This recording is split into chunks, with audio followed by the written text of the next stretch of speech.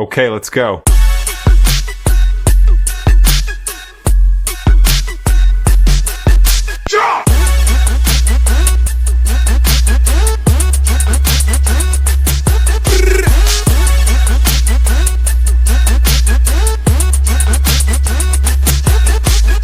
Hello sa inyo YouTube, JMX TV, welcome. So ngayong gabi ay mag-aalas 9 na. So ngayon ay mag-reaction video tayo ulit. Hindi tayo makapag wala tayong mapuntang galaan. So ayun, katapos ko lang ulit mag-basketball doon sa matatanda. Hindi ko na video kasi wala man akong, kasi naka-zoom out malayo Kaya mahirap mag-video Pumitaga ako lang ako ng camera, bibidyo natin yung laro So guys, wala pa akong ito, pasensya na. Kapal ng bigote ko. Pero siguro tomorrow bukas, mag-aayit ako. So ito guys, Goosebump Top 5 video. Top 5 goes cut ang camera. Matutulala ka na lang sa kaba.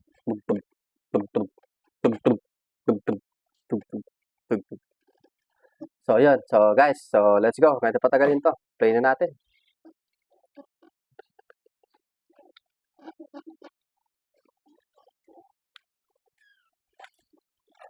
Yan. Dilim pinatay So, wait lang. Buksan natin itong ating ilaw. Buksan natin ilaw para wala mag-isa dito So, let's go. Play na natin. Top 5 Ghosts Caught on Tape Out of Nowhere.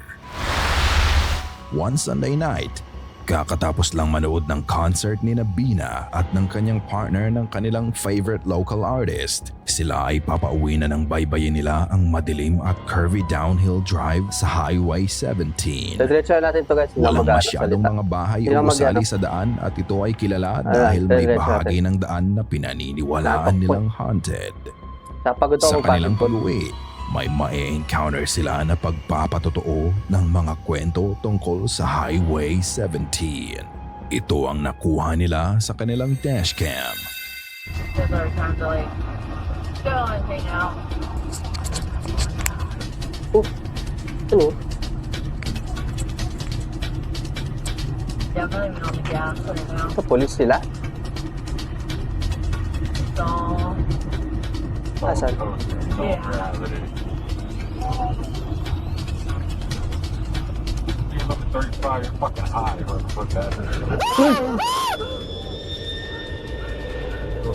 Guys, nakita niyo yun? Someone was in the middle of the fucking Grabe ba? Habang I-replay. nagmamaneho sila sa madilim na bahagi ng highway, halos masolo nila ang daan sa konti ng mga sasakyan nung gabi na yun. Wala ka ding makikitang ibang Hindi mo tao kasi na mapapansin, wala naglalakad sa siyang daan reflector nang light bigla na lang mag-materialize sa harapan nila Tao lang yung ang nakatambay isang dyan. Wala lalaking siyang wala nakaitim. siyang Ito ay wala nakatayo siyang lang yung sa gitna ng safety vest, yung daan. reflector Halos para makita inches siya na pag lang nailawan. layo ay tatamaan na ng minamanehong kotse ni Bina ang nasabing figure. Matawid lang niya. Bukod sa front dashcam, Hindi siya paranormal, equipped din ng rear camera ang kotse. So, yeah.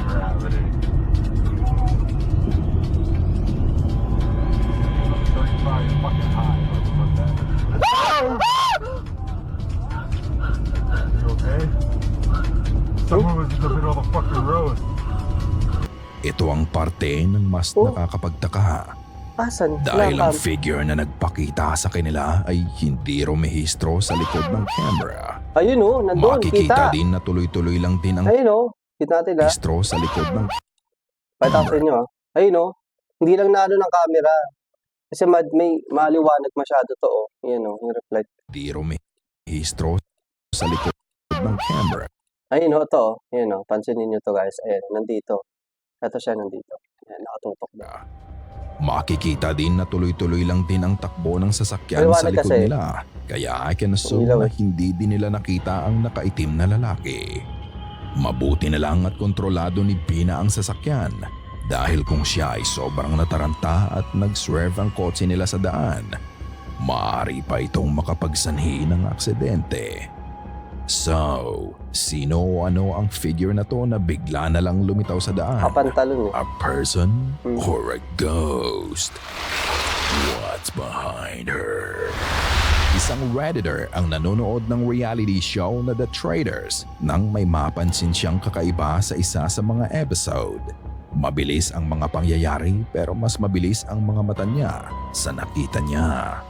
Ang plot ng reality show na to ay pinagsasama-sama ang mga competitors sa loob ng isang castle. May mga challenges and missions silang dapat gawin at kailangan nilang mag-eliminate ng players. Hanggang ang matira ay mananalo ng prize money. Habang nagdidiskusyon ang grupo, naiwang mag-isa ang babaeng competitor sa sofa when something strange happened. All I'm saying, guys, is I literally did not even raise her name in that room tonight.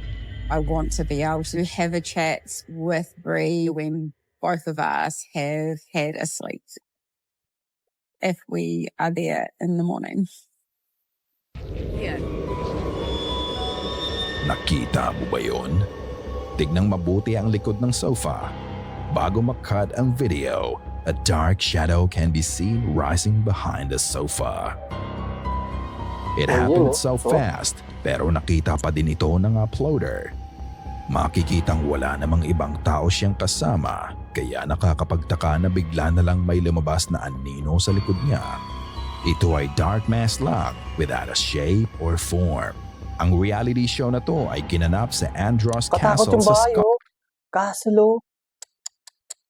Meron talaga dyan. Nakakadip mga multo dyan. Scotland na binuo noong 19th century. Katulad ng ibang lumang gusali, ito din ay may mga kwento ng kababalaghan at Oo, katatakutan.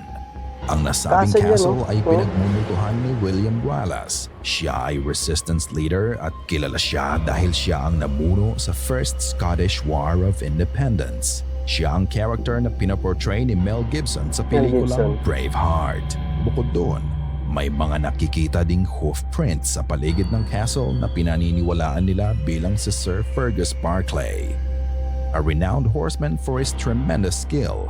However, na-acquire niya ang kanyang skills nang makipagkasundo siya sa devil kapalit ng kanyang kaluluwa. Sa tingin niyo, Oh. may kinalaman nga kaya ang mga ito sa aninong nakita sa loob ng Siyempre, castle? active yan. Totoo yan. Ikaw Totoo to, na guys. ang humusga. Totoo to. Tangin ng legit to. Hiding in the Yung kanina hindi. room. Hindi Ang ko video karunong- mapapanood ninyo ay reposted sa Reddit. Unfortunately, hindi ko na matagpuan ang original source ng video. It was just about time for bed when the uploader of the video suddenly started recording. Makikita sa video ang kanyang mga aso at ang dalawa sa kanila ay parang may tinitignan sa hallway. Sumakto naman ang pagkakatutok ng camera sa bahaging tinitignan ng mga aso. Ito ang kanilang nakita. The dogs are ready for bed. It's just a peaceful night here. Get ready to go to bed myself. What the fuck is that? What? Oh, God! Yun. Nakita ng babaeng nagve-video ang isang madilim na entity na nakasilip sa loob ng unang kwarto. Nakita rin ng Ilang aso, segundo yun. din itong nakamasid sa kanila. Ayun, oh. Makikita mo din ang reaksyon Puta ng aso nang mapansin nito ang anino. Ito ay napatayo at naging alerto ang pose nito. Napaka-swift ng kilos ng anino at Ayun, oh. nagtago ito sa kwarto. Nakita rin ng aso, oh. Napamura na Ay, lang ang babae sa putang ina, video totoo to, dahil guys. sa kanyang Kaya nakita. sa mura ko, ah. Sabi ng ilang nakapanood Oh. nito, it could be easily done by someone they know hiding in the room dahil hindi ito tinahulan ng aso. But let me leave this question to you. Is it real or is just a hoax? Oh, hindi, kasi Kayo na mistake ang yung buntot, oh. bahalang humusga. Pag ganun yung aso, natatakot talaga. Mga yun. ka-goosebumps, may maliit na Oh, request alam ako ko, sa inyo. pag buntot, Please bumaba, help my bumaba, clothing bumaba. brand Verb Cypher Tapos naman grow sa sumali, social takot yun. media. Please follow us here. I need your support more than ever. I'm hoping na mapalaki natin ang clothing brand ko na someday isa ito sa mga kilalang brand sa buong Pilipinas. I really appreciate your help. Thank you mga ka-goosebumps. Saka huwag niyong kalimutan na gamitin ang code 50 na pesos yata, Goosebumps50 para sa discount sa ating Goosebumps community. Child's Sixth Sense. Counter nga ako. Naniniwala ba kayo na ang mga bata ay may nakikita na hindi natin nakikita? Sigurado ako na ang iba sa inyo nung bata pa kayo. May mga nakikita din kayo na hindi nyo maipaliwanag at mapapatanong na lang kayo kung ano nga ba talaga ang nakikita nyo noon. Namatay ang lolo ni Mabel noong 2002 at hindi niya nakita in person ang lolo niya. Kaya nagtataka na lang ang ina ng bata nang makita nito ang larawan ng kanyang lolo at ang tawag niya dito ay Daddy Ghost. Wanted to answer some questions that I got about Mabel seeing my father who passed away and telling me that he missed me. Question is, has she ever met him? Totoo to. No, she's never met him. I've showed her a picture of him and she has, I don't want to say confirmed that it was him, but she did get more of like a peaceful sense of the situation because she recognized him. Yes? Yes, it looks like that. Daddy. Yeah. Uy, And Mabel, what does your ghost do?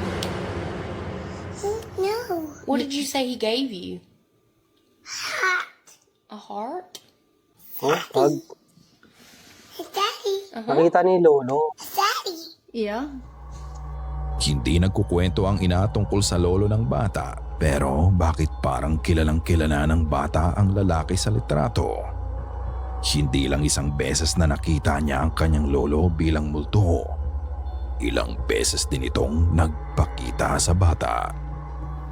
Just see me. What's the ghost? What are you talking about?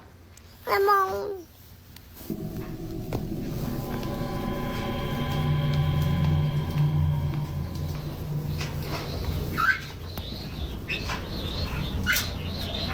Oh!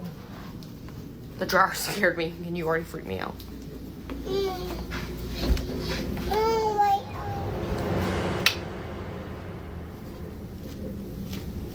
And for the third time, Bata kasi muling nakakita nagpakita talaga ang yun. May mga Daddy ano sila. Ghost sa bata. Imaginary friend, imagine. Okay, Pero who is hindi it? nila alam pa. Daddy's right there. Is it your daddy? No, it's your daddy. Hmm? Is where? Daddy's right there. Okay. Come on. Okay, show me. See?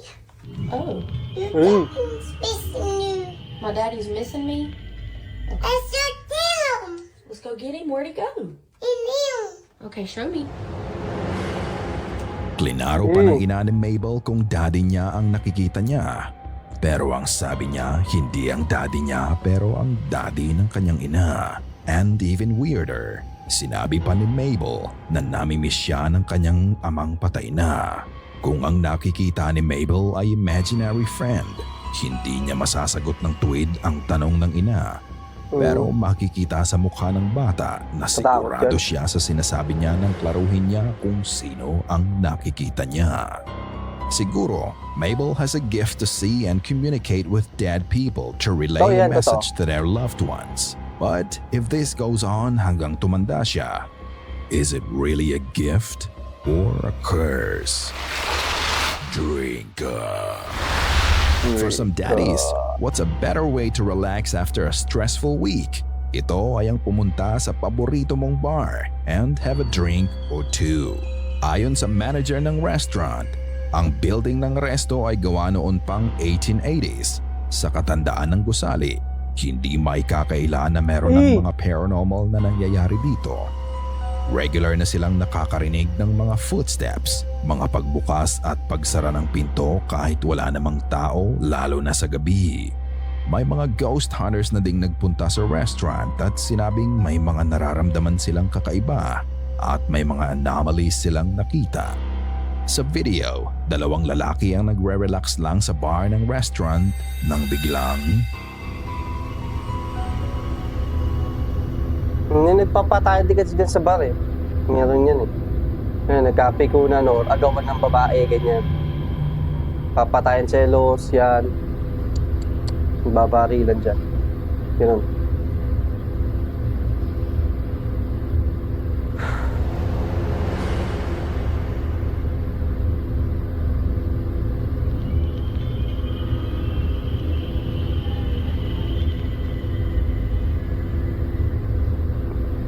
Parang gumagalaw yung bote yun. Oh. Yung can. Oh, gumagalaw. habang sila ay umiinom. Ang inumin sa harapan ng nakasando ay bigla na lang umikot and it moved across the bar top. Napatingin na lang ang lalaki sa nangyayari sa harapan niya. Nang mapansin ito ng isa pang lalaki, napatingin at napangiti na lang siya sa nakikita niya. Ang sabi ng mga skeptics, ang nakalaatang inumin ay gumalaw dahil sa condensation na namuo sa ilalim nito, dahilan para mag-slide ito ng mag-isa. Pwede rin. Pero ang iba naman ay pinagtanggol ang uploader ng video na kahit may condensation sa ilalim ng inumin, hindi ito iikot ng mag-isa ng ganun lang. But what do you think mga ka-goosebumps? Let me know Yan. sa comment section below. Salamat sa panunood Oh, at kita-kita ulit tayo sa susunod pang mga videos. Yun, tapos na. Paano? See ya! Yes. Sana ay kinil...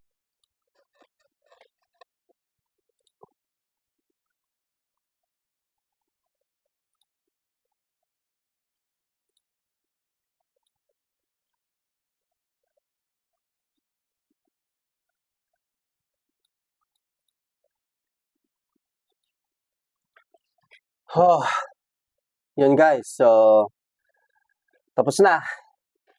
At yun, grabe, kilabot ko si bata. Doon ako natakot sa yung pangalawa tsaka yung sa bata. Grabe, nakikita ng bata yung lolo niya. So yun guys, gutom na ako. Kakain muna ako ulit. Maraming salamat sa inyong panonood. Please, huwag niyo kalimutan mag-like and subscribe sa aking YouTube channel, JMX TV. Tuloy-tuloy natin to para dumami pa ang ating mga subscribers at ating manonood. At maraming salamat ulit. At see you next vlog.